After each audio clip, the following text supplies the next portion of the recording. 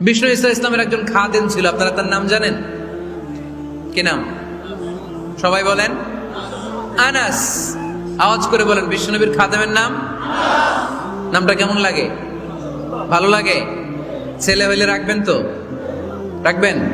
অনেকে আমার জিজ্ঞেস করে যে আমার একটা ছেলের নাম বলে দেন। এই এলাকার যদি কারো সম্ভাব্য আগন্তুক 2-1 মাস পরেই ছেলে পৃথিবীতে আসবে, এর নাম রাখবেন আনাস। নাম কি রাখবেন? খাদিমু রাসূলিল্লাহ, আল্লাহ রাসূল সাল্লাল্লাহু আলাইহি ওয়াসাল্লামের খাদেম। এই খাদেমের কাছ থেকে একটু শোনেন ওনার মালিক কেমন ছিল। শুনবেন নাকি কষ্ট হচ্ছে?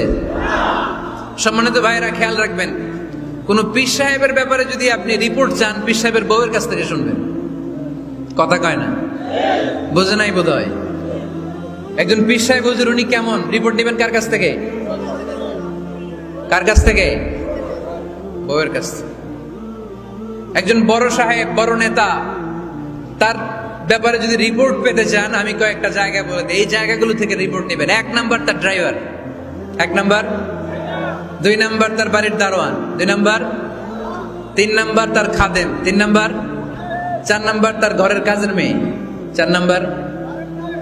এদের কাছ থেকে আসল রিপোর্ট পাওয়া যায়, ঠিক কিনা? এবার বিশ্বনবীর ব্যাপারে বিশ্বনবীর খাদেম কি বলে শুনবেন? বুঝে নাই বোধ হয়। বিশ্বনবীর ব্যাপারে বিশ্বনবীর খাদেম কি কমেন্টস করছে শুনতে চান? খাদেমের নাম আরো জোরে বলতে হবে। আনাস রাদিয়াল্লাহু তাআলা, আনাস রাদিয়াল্লাহু তাআলা আনহু বলেন,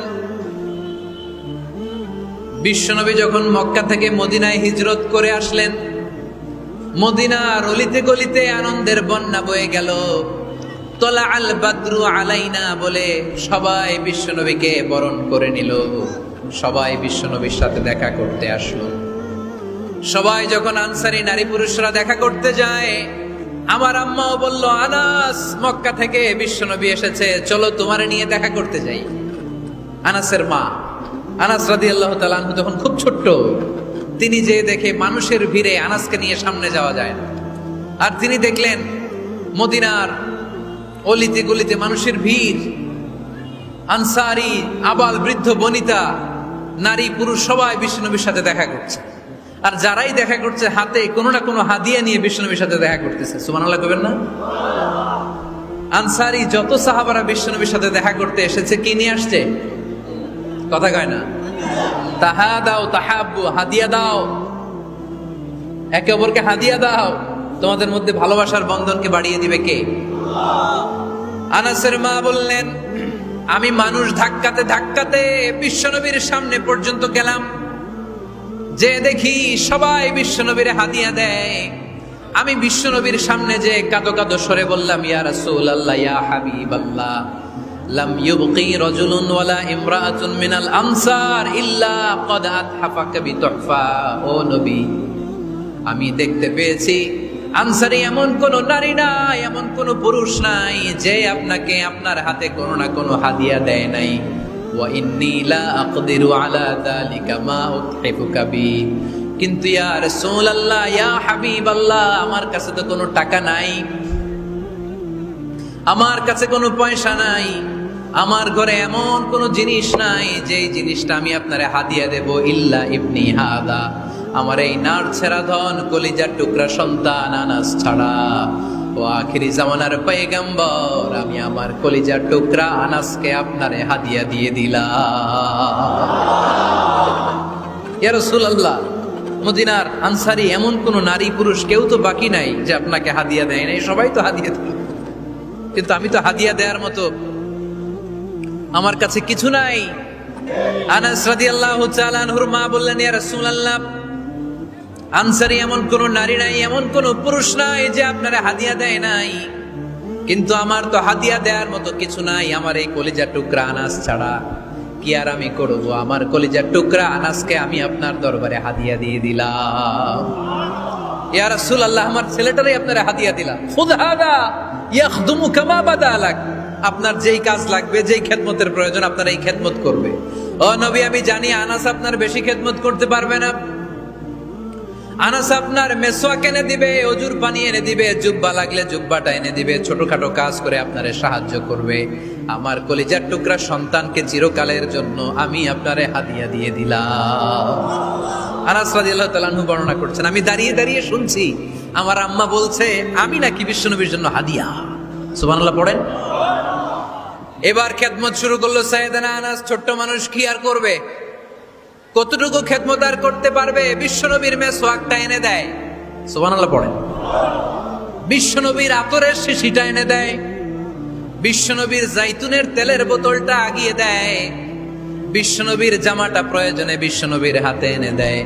সাইয়েদনা আনাস বলেন, আমি 1 বছর নয়, 2 বছর নয়, 5 বছর নয়, 7 বছর নয়, 10 বছর বিশ্বনবীর খেদমত করেছি। ফামা দারাবানি, 10 বছরে একদিনও তিনি আমারে মারে নাই। সুবহানাল্লাহ।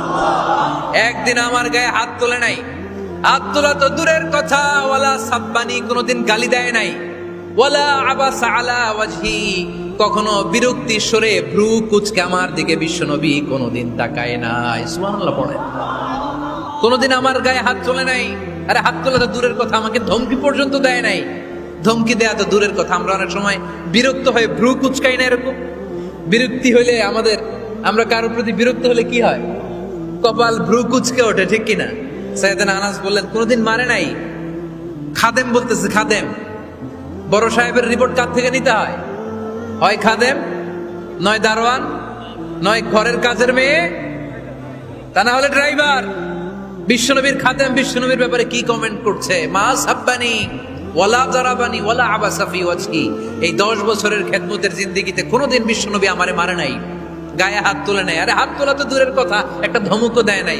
আরে ধমক দেয়া তো দূরের কথা, বিরক্তির সুরে ভ্রু কুচকে আমার দিকে কখনো তিনি তাকায় নাই। চিল্লায় বলো সুবহানাল্লাহ। আর আজকে মাইক পেলে মানবতা, মানবাধিকারের কর্মী কি সুন্দর কথা বলে, উইমেন রাইটস এর কথা বলে, শিশু শ্রম নিয়ে কথা বলে, আর বাড়িতে কাজের মেয়ের গায়ের মধ্যে খুন্তি, গরম খুন্তি পিঠের মধ্যে লাগিয়ে পিঠ ঝলসিয়ে দেয়। এরকম আছে না নাই? পত্রপত্রিকায় প্রায় দেখা যায় যে কাজের মেয়েদেরকে কি অত্যাচার করে। খুন্তি গরম করে করে চামড়ার মধ্যে লাগিয়ে স্কিন ঝলসে ফেলেছে, গ্রিলের মধ্যে বেঁধে রেখেছে, সময় মতো খাবার দেয় নাই, পিটিয়ে মাথার চুল কামিয়ে মাথা নেড়া করে দিয়েছে। এরকম আছে না নাই?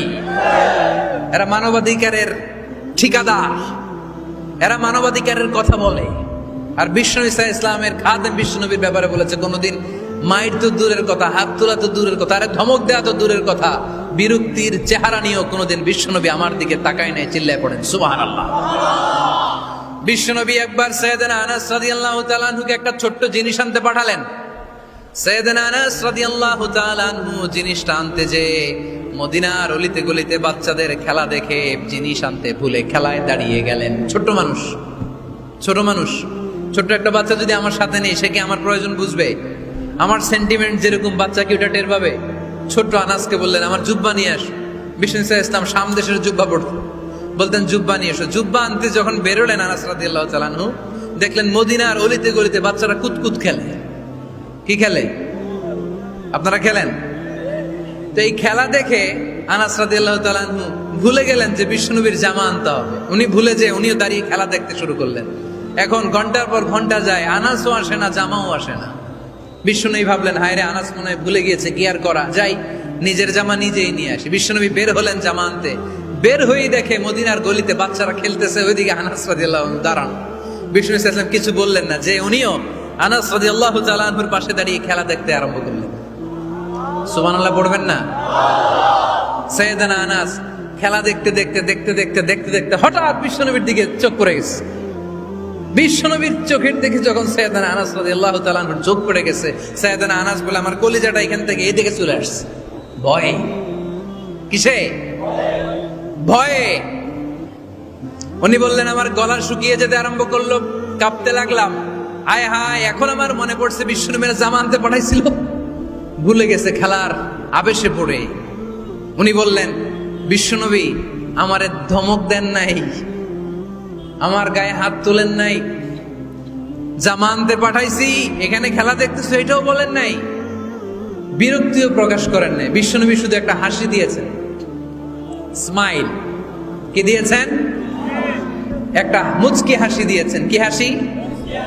সাইয়েদনা আনাস বলে ওই যে ওই দিনের বিশ্বনবীর মুচকি হাসির শাসন মরার আগের দিন পর্যন্ত আমি আনাসকে সোজা রাস্তায় রেখেছি, আর ডানে বায়ে নেয় না। শাসন করতে জানলে লাঠি লাগে না, শাসন করতে জানলে ধমক লাগে না, শাসন করতে জানলে পিট্টি দেয়া লাগে না। মুচকি হাসি দিয়েও শাসন করা যায় কি যায় না? সাইয়েদনা আনাস বলেন কোনোদিন মারে নাই, কোনোদিন ধমক দেয় নাই, সব সময় আমাকে আদর করেছে। চিল্লায় পড়েন সুবহানাল্লাহ।